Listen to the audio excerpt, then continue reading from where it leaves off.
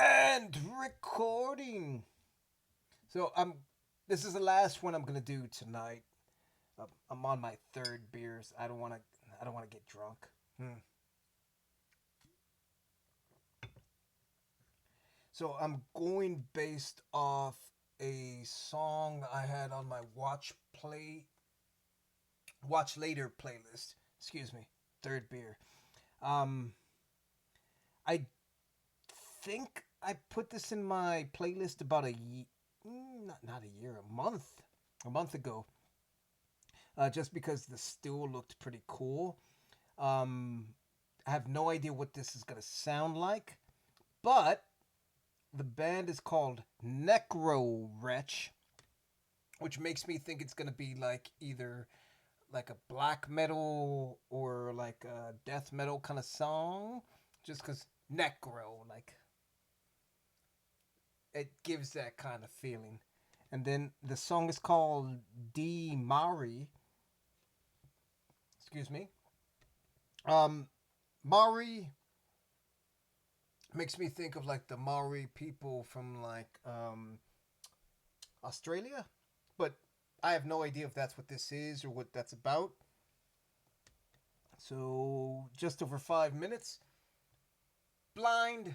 Just jump into it. Go. Ave Ichirosoclesim, Deus qui inhabitam barbarum vitam, immores abet.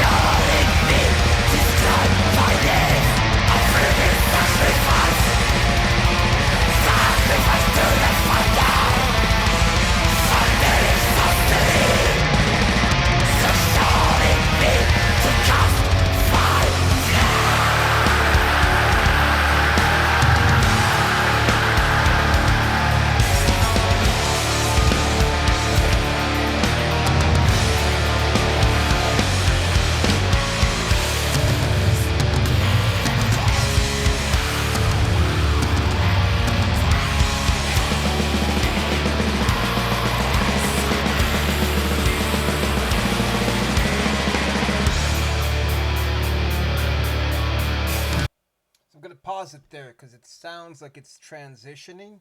I want to hear more. I didn't want to stop it, but the halfway point, more or less.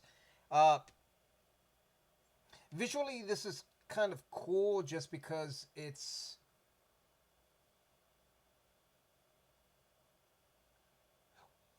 what's that called?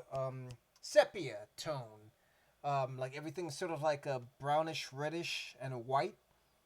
And it's interesting that at the beginning he was on the horse, the white horse, the pale horse, which has sort of like religious overtones.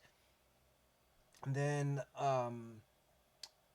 this sort of like flag or banner that he has here. I can't necessarily tell what the symbol is or what it means. It almost has like a Nordic glyph kind of feel to it. But if Mauri is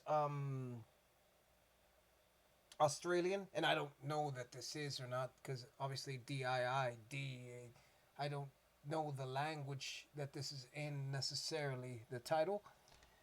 So I'm just sort of jumping to certain conclusions here and there. Uh, but it's interesting visually. I always dig uh, the feelings that these kind of songs provide because there's a lot of aggression in the vocals. Uh, I'm not always a big fan of blast beats necessarily, but that's just in general because I feel like they tend to block out the rest of the song and the rest of the instruments because they overtake the sound. In this case, it's not bad. It's actually like palatable.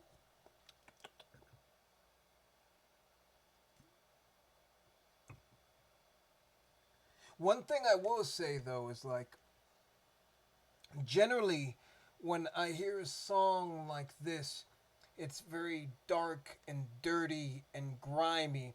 So when I see visuals where they're wearing these cloaks and they're all clean and just like that doesn't necessarily mesh for me. So from a narrative perspective, the visuals don't exactly mesh with the vocals. Um, Obviously, like hoods, cloaks, it makes you think of like some dark, almost like a evil kind of thing, like someone's in a cult or something to that extent. But again, like they're in the desert. This is like a dark sounding song, and just like the cleanliness of the robes, like that just makes me think like, oh, this is just for the presentation. Like I when I listen to like black metal or death metal, like I appreciate it more when like the band members or the artist where they're like covered in blood or like their makeup is like smeared or like they just look dirty where like the visuals and the music sort of like match. So from like a narrative, a visual presentation, this kind of thing takes me out of it just a smidge, but it is cool sounding. I do enjoy the big focus on the face and teeth when he's doing the growls and stuff. Just because that is a cool image, just to focus on the chompers there, because he does have giant teeth. Let me backtrack a little bit, and then it's cool that this is the image I just happened upon, because I also did the motion when I watched this, where this rock face is almost like almost looks like a face or a head, so that rounded portion here on the edge almost mimics an ear, and then you almost see like an eye. So like it's interesting visually. Let's go.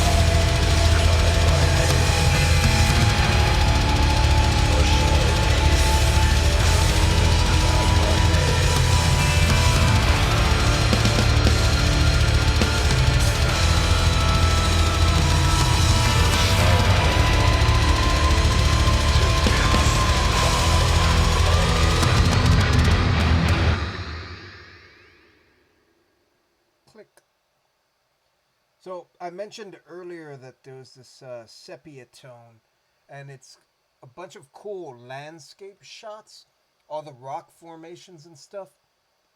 But sepia tone, it almost has like a rust blood kind of color. So that meshes with the instrumentation a lot. Now let's see. This is Swords of Dajjal via Seasons of Mist. Is there lyrics?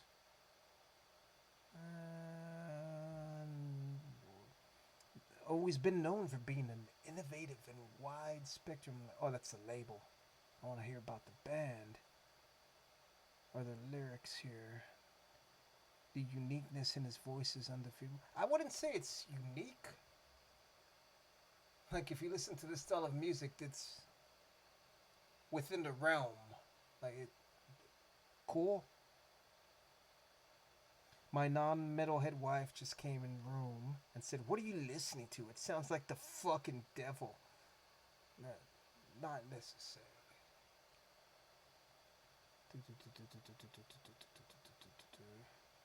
That transition, yes, yes. It says 313. That transition sold me.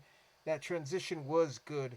It made me sort of like stop and sort of like try to find the actual beat. And I was like, where's that ride? So there, that's the symbol. Okay, where's the count? One, two. There it is. Let's see. Really soothing. Actually, it kind of was. And translate to English. The big fight from start to finish. I've pre-ordered the album. Are the lyrics not here? Ah, there we go. Lyrics. Ave Ingiroso Glycem. I don't know what that means. Who rise and rose through Anon's seed. Glory, let thy reign begin with the mysteries behind thy deeds.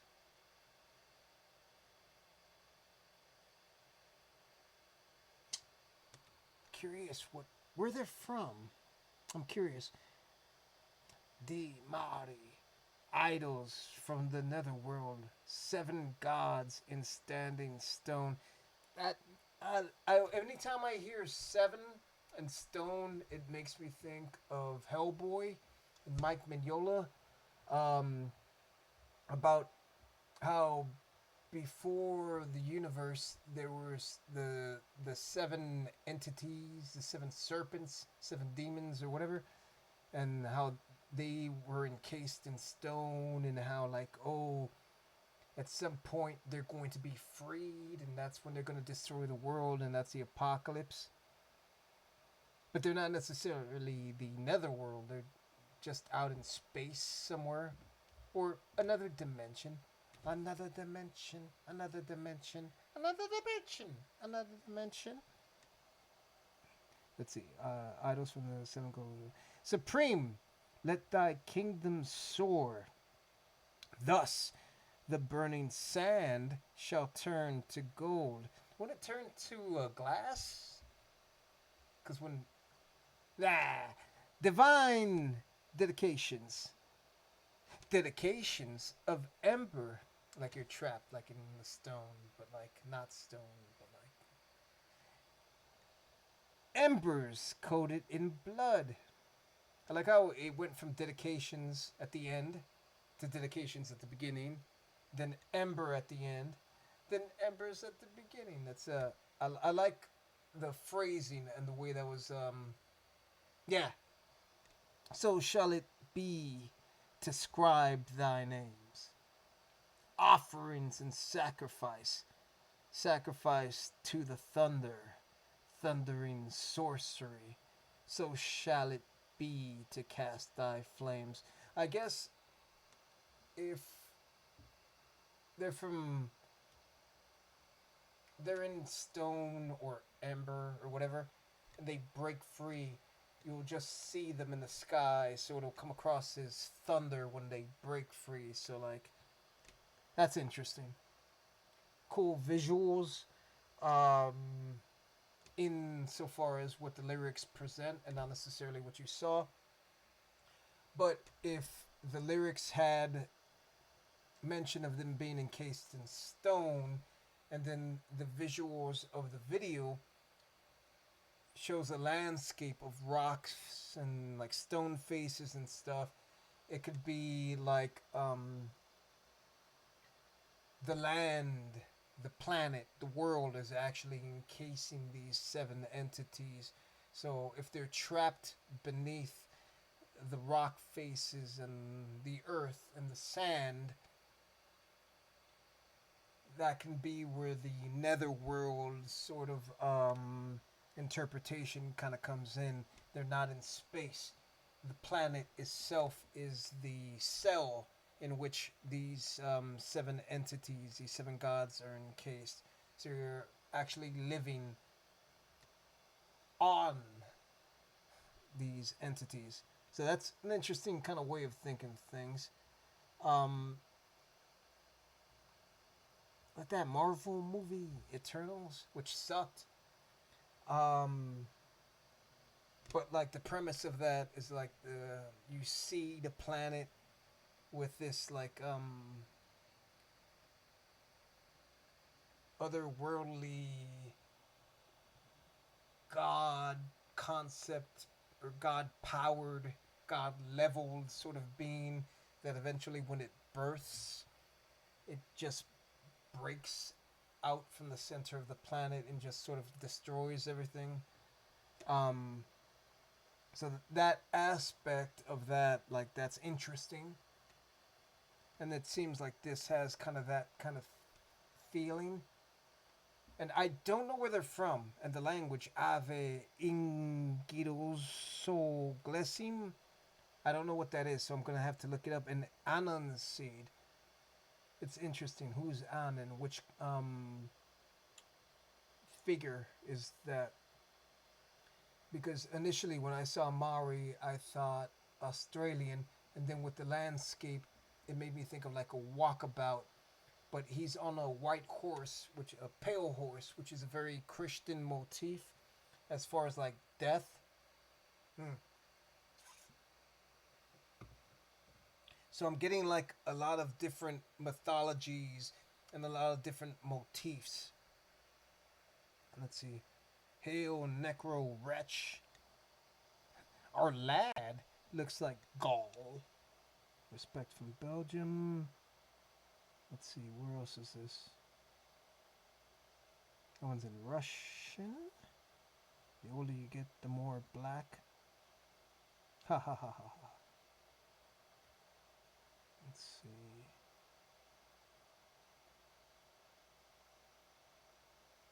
It says, wow, good one, Vlad. Riding that horse is epic. Vlad is Russian, a Russian name. I just saw a Russian comment. Are they from Russia? Let's see, what does this say? Horse training provided by Carolina. Blah, blah, blah, blah, blah, blah.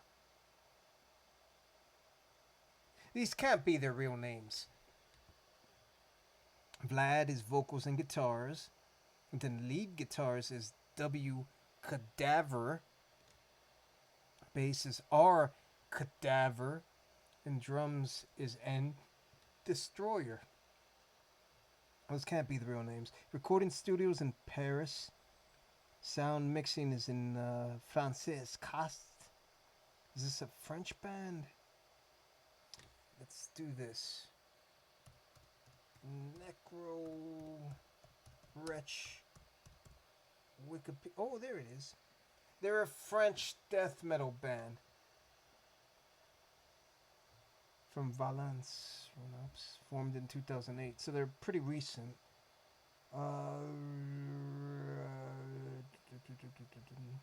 To play sadistic, grave-cracking, possessed death metal. Dave metal? Who's Dave? By drummer Blasphenator. That's funny.